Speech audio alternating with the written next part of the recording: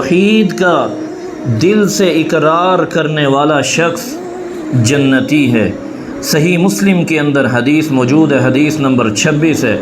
سیدنا حضرت عثمان رضی اللہ تعالی عنہ وارضا روایت کرتے ہیں، نبی کریم صلی اللہ علیہ وآلہ وسلم نے فرمایا، من مات وهو يعلم أنه لا إله إلا الله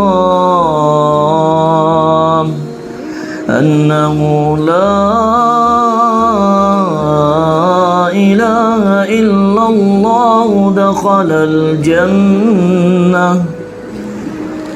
رسول اللہ صلی اللہ علیہ وسلم نے فرمایا، جس شخص کو یقین تھا اور اس کو موت اس حالت میں آئی کہ اللہ کے سوا کوئی معبود برحق نہیں ہے، فرمایا وہ شخص جنت کے اندر داخل ہوگا۔ اللہ تعالی ہمیں بھی نیک خوش نصیب لوگوں کے ساتھ جنت کے اندر جمع فرمائے۔